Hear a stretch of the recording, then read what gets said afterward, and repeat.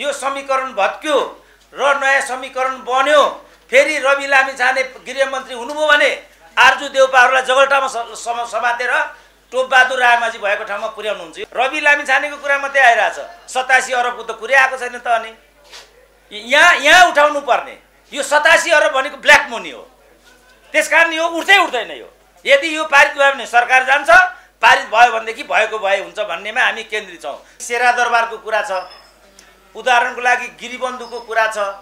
अघि हाम्रो मान्य शेरबहादुरजीले भन्नुभयो, अब जसरी भूमि प्राप्त गर्ने सानो सानो एकाइ हो, व्यक्तिहरू हुन्, तिनीहरू लामो समयदेखि चाहिँ जग्गा धनी पूर्जाबाट वञ्चित भएको हुनाले समेत पनि भूमि सम्बन्धी अध्यादेश सोचिएको हो भन्ने कुरा गर्नुभयो। यही नै हो भने त आपत्ति केही पनि थिएन, किनभने त्यो गर्नु आवश्यक थियो। तर अघि पनि भनियो नियम, उहाँ पटक पटक उहाँले नियम कानुनको पनि कुरा गर्नुभयो। त्यसलाई नियमन गर्ने कुरा मात्रै होइन, कानुनी राज्यको अवधारणा पनि हो भन्नुभयो। तर संविधानमा भएको व्यवस्थालाई नै पूर्णतः उपेक्षा गरेर विगत समयमा हाउस विघटन पनि गरियो। अहिले पनि हाउस विघटनको सम्भावना छ भनेर दलहरू भनेका छन्। त्यसपछि सङ्कटहरू बढेका छन्। अहिले पनि बिडारीजीलाई लक्ष्य गरेर भन्नुभयो, उहाँहरूले हाम्रो दल फुटाइदिनु भयो।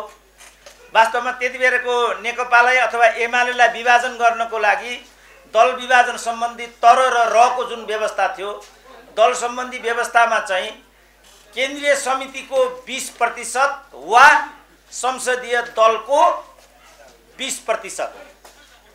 अब पहिलो केन्द्रीय समितिको 20% र संसदीय समितिको 20% भन्ने व्यवस्था भएकोमा जब एमालेलाई विभाजन गर्नुपर्ने भयो, त्यो वालाई हटाएर एउटा मात्रै बाँकी राखियो। यस, रलाई हटाएर वा मात्रै राखियो र एमाले विभाजन गरियो। भोलिपल्ट त्यो विभाजनको जुन अध्यादेश थियो त्यसलाई फेरि चाहिँ बन्द गरियो। यही भएको हो। त्यो अन्तर्गत उहाँहरूले जे गर्नुपर्ने गर्नुभयो, आफ्नै आमाको छातीमा लात हान्नुभयो, त्यसमा पनि गौरव गर्नुभयो। हाम्रो यादवजी नेताजीले चाहिँ लामो इतिहास भएका यस्ता नेताहरू उस्ता नेताहरू भन्नुभयो। झलनाथ तहको मान्छेले, माधव कुमार नेपाल तहको मान्छेले यो उमेरमा आएर, शेरबहादुर तहको मान्छेले यो उमेरमा आएर हाम्रो आँखा अगाडि पार्टी फुटाउनु भएको छ। उहाँहरूले मधेसका नेताहरू, अर्को मधेसको मसिया भन्ने नेता उठेर कुद्नुभयो। मधेसको आन्दोलन, मधेसका दलहरू छिया पार्नुभयो। उहाँहरू अहिले पनि हामी मधेसको नेता हौँ भन्नुहुन्छ। त्यसपछि हामीलाई शङ्का लागेको त हो नि, मधेसको नेता हो भने 10 वटा मधेसका पार्टी किन हुनु पर्थ्यो? कम्युनिस्ट पार्टी हो भने विश्वभरका कम्युनिस्ट एक हौँ भन्ने नारा छ, 50 वटा कम्युनिस्ट पार्टी किन चाहिन्थे? त्यसपछि यो ठगी रहेछ भन्ने कुरा मान्छेलाई लाग्दै गयो, ती ठग रहेछन् भन्ने कुरा लाग्दै गयो, मान्छेहरू मुख छोड्दै गए। सामाजिक सञ्जालको कुरा मान्यजीले अघि ठिकै भन्नुभयो, एउटाको टाउको एउटाको शरीर। देशको बालवाला महिला राष्ट्रपतिलाई प्रधानमन्त्रीसँग नाङ्गै बनाएर स्कुटीमा राखेर डेटिङमा पठाइयो। पछिल्लो पटक प्रधानमन्त्री र रामकुमारी झाँक्रीलाई मुख जोडेर चाहिँ पर्दाले त भन्न पनि लाज लाग्ने कुरा हो। तर यो भयो, यो त भएको छ नि त। त्यसकारण मैले सुरुदेखि अब पत्र पत्रिकाहरूले, नेताहरूले, दलहरूले पूर्णतः उपेक्षा गरेको निरीह मान्छे मध्येमा एउटा हो नेपालको। त्यसपछि यो चाहिँ सामाजिक सञ्जालको सिस्टम आयो। यिनीहरूले हाम्रो पनि अनुहार देखिने वातावरण निर्माण गरे। हाम्रा विचारहरू पनि त्यहाँ गएपछि हाम्रो आधार भनेको यतिका टिभीहरू छन् नेपालमा, यहाँ एउटा पनि टिभी आइरहेको छैन। किनभने उनीहरूलाई प्रायोजित विचार, प्रायोजित लेख रचना, उनीहरूको किताब पनि उनीहरूले छापिदिने। आज युएसएले त सबै नाङ्गो बनाइदियो नि त। त्यस्तो धन्दा गर्दो रहेछन् यिनीहरू। किन यिनीहरूको मात्रै हस्ती चल्छ, किन यिनीहरूका मात्रै किताब छापिन्छन्, किन यिनीहरूको मात्रै अन्तर्वार्ता बच्छ, किन यिनीहरूका मात्रै लेख रचना छापिन्छन् भनेको त केटाहरू त यस्तो धन्दा पो गर्दा रहेछन्, भित्रभित्र माल पो खाँदा रहेछन् त उनीहरू भित्रभित्र। त यी मान्छेलाई त नङ्ग्याउनु त आवश्यक थियो नि त। तर उनीहरूले के गरे भने यो विचारै आउन नदिने, यो विचार उभिनै नदिने, यो खालको प्रपञ्चबाट उनीहरूले चाहिँ मूल प्रवाहको जुन एउटा मिडियाका चाहिँ केन्द्रहरू थिए, ती केन्द्रहरूप्रति मान्छेको आक्रोश थियो। 12 भाइ भन्ने कन्सेप्ट त्यहाँबाट आयो। 12 भाइहरू जस्तो जे गर्थे, जसो गर्थे। हामीले त सुरुदेखि भनेको प्रतिशोधमा नजाउँ। हामीले रवि लामिछानेहरूलाई पनि भनेको तपाईँहरू प्रतिशोधमा नजानुहोस्, कहिल्यै सिरुवामाथि धरपकड नगर्नुहोस्, यो आत्मघाती हुन्छ। हामीले बारम्बार भन्यौँ, उहाँहरूले मान्नु भएन। अब अहिले त्यसको फल भोग्दै हुनुहुन्छ।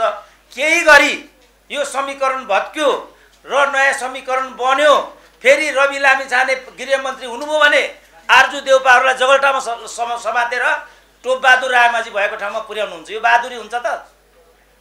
त्यही काम गरेको खाँडले उहाँ बाहिर आउने, त्यसमा मतियारी गरेको टोपबहादुरले उहाँभित्र हुने, अनि रामबहादुर थापा बादलको चाहिँ नामै नआउने। अनि यो त काहीँ न काहीँ दालमा कालो त होला नि त। बालवाला मन्त्री खाँड हो, निवर्तमान गृहमन्त्री बादल हो, पर्यो टोपबहादुर रायमाझी। टोपबहादुर त बिचौलिया मात्रै हो नि त। बिचौलियाको काम गर्ने भनेको मतियारी गर्ने कुरा हो, नीति निर्णयमा गर्ने भनेको चाहिँ लाइनवाला मन्त्री हो। त यो भाइ त्यहाँबाट एकजना ठिक कुरा उठाइराखेको छ, प्रतिशोध भयो भन्ने हामीलाई लाग्यो। यो प्रतिशोध हो कि होइन त? टोपबहादुर रायमाझी थुन्निरहने, बालकृष्ण खाँड चाहिँ बाहिर निस्किने भनेपछि प्रतिशोध भयो कि भएन? भाइले उहाँ चाहिँ धनराज गुरुङको कुरा निकाल्नुभयो। अझ गम्भीर कुरा साथीहरू निकाल्नु पर्ने, यहाँ खालि 28 करोडको कुरा मात्रै आइरहेछ, रवि लामिछानेको कुरा मात्रै आइरहेछ, 87 अरबको त कुरै आएको छैन त। अनि यहाँ उठाउनु पर्ने यो 87 अरब भनेको ब्ल्याक मनी हो, त्यसकारण यो उठ्दैन यो, किनभने यो मेरो भन्ने बित्तिकै उही परिहाल्छ। त्यसपछि रवि लामिछाने भनेका छन् हामी हुइया भएर चाहिँ यसरी लागिराखेपछि हाम्रो मनमा के आशंका लाग्यो भनेदेखि हामीहरू मिसलिड छौँ, हामीहरू चाहिँ शङ्का गर्छौँ, हामीहरूमाथि एउटा पारदर्शिताको अभाव छ। अब अनेक सरकार यो अहिले जुन शेरबहादुरजीले कुरा निकाल्नु भएको छ, अब यो जुन यो युवराज सङ्ग्रौलाको कलेज भएको क्षेत्र कुन अरे यो त्यो कुन ददीकोट कि कहाँ हो त्यो? भक्तपुर ददीकोटमा एउटा डाँडै रहेछ, त्यो प्रकाश दाहालले बजाइसकेको रहेछ त्यो। अब शेरा दरबार भनेको त्यही हो, गिरिबन्धु भनेको त्यही हो। गिरिबन्धुको आधी हिस्सा चाहिँ पहिल्यै गइसकेको छ। त यो त भयो नि त शेरबहादुरजी, यी कुरा त भएका छन् नि त। त्यसपछि हामीलाई के लाग्यो भनेदेखि हाम्रो यादव मन्त्रीजीले भने जस्तो उहाँहरू होइन रहेछ, उहाँहरू स्वार्थ अनुकूल भयो भनेदेखि दल पनि फुटाउनु। यो हिसाबले गर्दै गर्दै जाने भने त जस्तो अहिले हामी कहाँ केन्द्रित हुनुपर्ने त? हामी अध्यादेशमा केन्द्रित थियौँ, 3 दिनभित्र अध्यादेश पारित भयो भने भयो, भएन भने यो भुस हुन्छ। तर मान्छेहरू रमाइलो केमा गरिरहेछन् भने सरकार जान्छ कि जाँदैन। यदि यो पारित भयो भने सरकार जान्छ, पारित भयो भनेदेखि भएको भए हुन्छ भन्नेमा हामी केन्द्रित छौँ। तर अहिले राष्ट्रको मूल प्रश्न भनेको चाहिँ हाम्रो मुलुक ग्रे लिस्टमा पर्यो भन्ने छ। ग्रे लिस्ट भनेको 2 वर्षदेखि ग्रे लिस्टको कुरा भइरहेको थियो भन्ने कुरा छ र यसमा 3टा प्रधानमन्त्रीहरू संलग्न थिए भन्ने कुराहरू छ। यसमा यो ग्रे लिस्ट यदि हामीले समयमा सम्बोधन गर्न सकेनौँ भने ग्रे लिस्ट चाहिँ ब्ल्याक लिस्टमा जान्छ भन्ने छ। यदि ग्रे लिस्ट ब्ल्याक लिस्टमा गयो भनेदेखि हाम्रो पासपोर्ट सिज हुन सक्छ भन्ने छ। जुन अनुदानको कुरा छ त्यो रोकिन्छ भन्ने छ। जुन ब्याज दर हो त्यो बढेर अहिले 1, 2, 3% मा हामीले एडीबी वर्ल्ड ब्याङ्कबाट ब्याज पाइरहेछौँ भने यो बढेर चाहिँ 7-8% मा जान्छ भनिरहेछ। अहिले नै हामी माथि 26 खरबको वैदेशिक ऋण छ। जन्मिँदै नेपालीले 1.25 लाख चाहिँ ऋणी हुनुपर्ने स्थिति छ। त्यो कुरा हामीलाई थाहै छैन के कारणले हामी ऋणी हुनुपर्ने। अब लोकतन्त्रको कुरा भएको छ, न शिक्षाको ग्यारेन्टी भयो, न स्वास्थ्यको ग्यारेन्टी भयो, न रोजगारीको ग्यारेन्टी भयो। युवाहरूले देश छोडे। एउटै युनिभर्सिटीमा उडिसामा 1200 विद्यार्थीहरू पढिरहेका छन्, यहाँ कक्षा कोठा खाली छन् 1500। उहाँहरू अर्को विश्वविद्यालय खोल्नको लागि लङ्गौटी कसेर लाग्नु भएको छ। त तत्त्व कुरा हामीहरू किन आइराखेका छैनौँ? तत्त्व कुरामा आउनुपर्ने हुन्छ। ठिक छ, सामाजिक सञ्जाल नियमन गर्नुपर्ने कुरामा हामीहरू अहिले कतिपय अवस्थामा सामाजिक सञ्जाल वास्तवमा हेर्न पनि सकिँदैन। त्यहाँभित्र जस्तो किसिमका दुर्वाच्यहरू बोलिन्छन्, जसरी अङ्ग प्रदर्शन गरिन्छ, त्यसलाई नियमन गर्नु एकदमै जरुरी छ। तर राष्ट्रलाई नै ठग्ने कुरा जे भइराखेको छ, यस प्रकारका हरकतहरू जसरी गइराखेका छन्, मैले यो भिरकुटी मण्डप यस कार्यक्रम रिपोर्टर्स क्लबको कार्यक्रममा आउँदा हरेकचोटि प्रश्न उठाउने गरेको छु। यो परिसरभित्र 17 करोडको इन्कम हुन्छ अरे वार्षिक। हेर्नुहोस् त त्यो सडक कस्तो छ यहाँभित्रको। यहाँ अहिले पानी, यहाँ अलि तप पानी आयो भने यहाँको बजेट कहाँ जान्छ त? अहिले एउटा सत्ताधारी दलको मैले यहाँ एकजना मन्त्रीले यहीँभित्र 10 जना स्टाफ राखेर कुन चाहिँ क्षेत्र हो त्यहाँ चाहिँ त्यो हत्याइराखेको स्थिति छ अरे। उहाँ एउटा आउने, एउटाले कर्मचारी भर्ना गर्ने, अर्को आउने, अर्काले भर्ना गर्ने। यी सब कुरा पनि त नियमन गर्नु जरुरी थियो। खालि सामाजिक सञ्जाल मात्रै नियमन गर्नुपर्ने प्रश्न हो र। त्यसपछि हाम्रो मनमा आशंका उठेको यो चाहिँ गलत तरिकाले आइराखेको छ। नेताहरूले, सरकारले स्वार्थको लागि यो कुरा ल्याइराखेको छ। कुरा जस्तो उदाहरणको लागि केयुको उपकुलपतिको नियुक्तिको कुरा भइरहेछ। अहिले 3 महिनादेखि यो कुरा अड्किराखेको छ। उहाँहरू चाहिँ प्रतिस्पर्धाबाट त्यो गर्ने हुन्छ, हामी प्रजातन्त्रमा विश्वास गर्छौँ भन्नुहुन्छ। 3टा विश्वविद्यालय उहाँहरूले भागभण्डा गर्नुभयो। केयु माओवादीले, टियु माओवादीलाई दिनुभयो, पोखरा एमालेलाई दिनुभयो, केयु चाहिँ काङ्ग्रेसलाई दिनुभयो। अब प्रतिस्पर्धा गरेर भन्नुहुन्छ त्यहाँ काङ्ग्रेस आउने कुरा ग्यारेन्टी छ, त्यो कसरी प्रतिस्पर्धा भयो? त्यहाँ त भोला थापा ल्याउनु पर्छ या अच्युत बागले ल्याउनु पर्छ। अब त्यहाँ त अब राम्रो मान्छे ल्याउँदैन होइन, अब यही ल्याउनु पर्छ भन्दा त पक्ष पोषण भयो। तर त्यहाँभित्र चाहिँ उहाँहरूले प्रपञ्च गरेर आरजु काङ्ग्रेसको ल्याउने कि शेखर काङ्ग्रेसको ल्याउनेमा लडाइँ अरे। अब यस्तोमा हामी लड्ने त अब त्यो आरजु काङ्ग्रेस ल्याउने कि शेरबहादुर काङ्ग्रेस ल्याउने भन्ने प्रश्न हो। त्यो शेखर काङ्ग्रेस, त्यो अब अहिले शेखर काङ्ग्रेस भनेपछि एउटा काङ्ग्रेस अरे, आरजु काङ्ग्रेस भनेपछि अर्को काङ्ग्रेस अरे। आरजुले चाहिँ यही ल्याउनु भनेको छ अरे, उनीहरू अन्यको बन्दी भए। अब यो प्रजातन्त्र हो त मन्त्रीज्यू? यहाँ हाम्रो भिन्न मत हो क्या, प्रजातन्त्रको गलत अभ्यास भयो हाम्रो देशमा। त्यसकारण मैले अघि सिद्धान्त भने 5वटा सूत्रमा प्रजातन्त्र जानुपर्छ। त्यो हो भने कोही पनि बोल्न सक्दैन नि त। जस्तो यहाँ वक्ता राख्नु पर्यो कि पार्टीको आधारमा कि वरियताको आधारमा भनेर भनियो भनेदेखि हामी झगडै गर्दैनौँ नि। के को आधारमा वक्ता प्रस्तुत गरिन्छ त? तर अब ऋषि धमलालाई जुन मन पर्यो त्यो राख्छु भन्नुभयो भने त यहीँभित्र प्रतिक्रिया उत्पन्न हुन्छ। त्यसकारण हामीले चाहिँ प्रणालीलाई लोकतन्त्रको आधारमा अभ्यासमा नलगेपछि अविश्वास र आशंकाको स्थिति उत्पन्न भएको कुरा मात्रै हो। अध्यादेशबाट भए पनि जस्तो साथीहरू के भन्थे अघिल्लोचोटि भने नियमित प्रक्रियाबाट गयो भनेदेखि 2 वर्षमा पनि एउटा नियम बन्दैन अरे। त्यसपछि उहाँहरू अध्यादेशको बाटोमा आउनुभयो। अब तर मिडियालाई, नागरिक समाजलाई र दलहरूलाई विश्वासमा लिएर उहाँहरूले त्यो गरिदिनु भयो भने त यो प्रश्न नै उठ्ने थिएन नि त।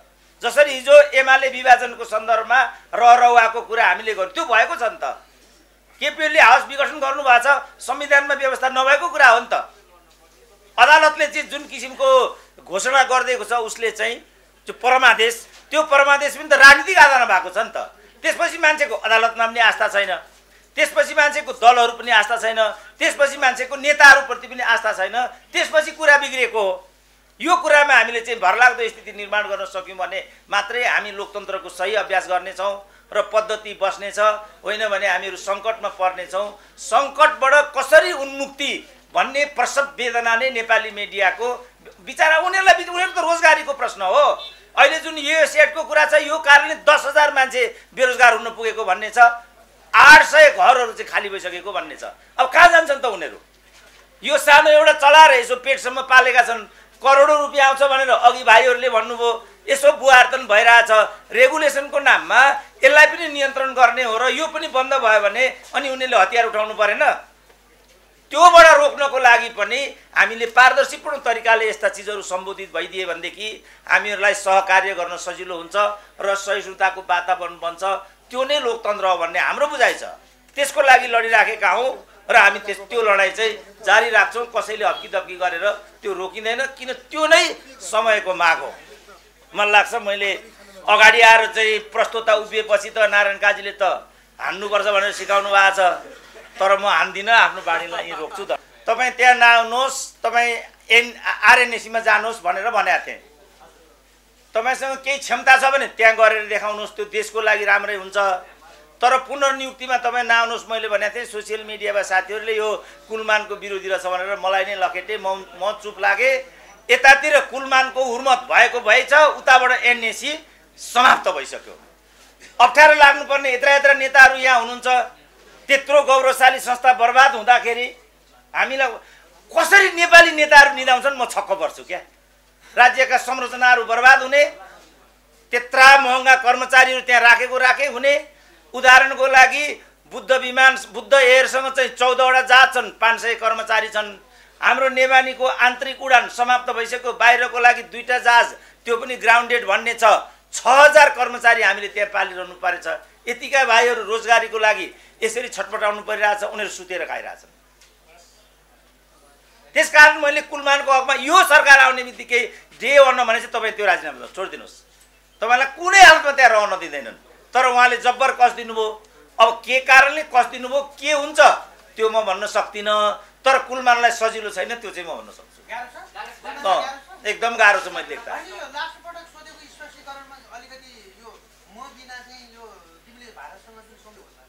अब कुलमानको भनाइअनुसार मन्त्री परिषदले गर्नुपर्ने कुरा हो त्यो। अब मन्त्रीले मेरो लेभलबाट हो भनेर त्यो गर्न खोज्नु भएको छ। अब कानुन के हुन्छ त्यो त कानुनले नै निरूपण गर्नुपर्ने विषय होला। हामीले देख्दा मन्त्री परिषदले गरेको निर्णय हो भने मन्त्री परिषदबाट नै यो हुनुपर्ने हो। मन्त्री स्तरीय निर्णयबाट कुलमानको नियुक्ति भयो जस्तो त मलाई लाग्दैन। अब मन्त्री स्तरमा उहाँ लडाइँ गर्नुभएको छ, अफिसे त्याएर बस्नु भएको छ। अब शेरबहादुरजीले पटक पटक कानुनी राज्यको कुरा गर्नुभयो, विधिको शासनको कुरा गर्नुभयो। यो त विधिको अनुकूल त नहुनुपर्ने। त्यही भएर त हुनुहुन्छ त, अहिलेसम्म हटिसक्थ्यो त नत्र। अब यसरी हट्नु र त्यसरी हुर्मत लिनु त बरु हटेकै राम्रो मैले देख्दा त। हट्या छैन नि त कानुनी शासन। ठ्याक्कै साथी हजुर त्यो जुन कार्यालय नै खाली हुने गरी शिक्षक र सफाई कर्मचारीको तलब सुविधा समेत अवरुद्ध भन्ने भएको छ। यो त 1 मिनेट पनि रोक्नु हुने कुरा होइन। तर यसले गर्दा व्यवस्थामाथि चाहिँ चुनौती हुन्छ भन्ने कुराले मलाई गम्भीर बनाएको छ। किनभने हामी संघीयताको प्रथम चरणमा छौँ। अब स्थानीय तहलाई चाहिँ हामीले सर्वशक्तिमान मानेको कुरा बालेनको व्यवहार आफैबाट पनि देखिएकै छ। तर एउटा अधिकृत पनि माथिबाट जाने, प्रहरीहरू पनि माथिबाट जाने, सिडिओ पनि माथिबाट जाने भनेपछि त संघीयता या त हामीले अभ्यासमा लैजानु भएन, होइन भनेदेखि संघीयतालाई त आफै काम गर्न त सक्ने खालको वातावरण त हुनुपर्ने हो। यसले गम्भीर नकारात्मक असर राख्छ र व्यवस्थामाथि प्रश्न उठ्छ भने जस्तो मलाई लाग्छ। अब के बुझेर नेताहरूले यो गरेका हुन्, सरकारले यो गरेको, त्यो चाहिँ म भन्न सक्छु।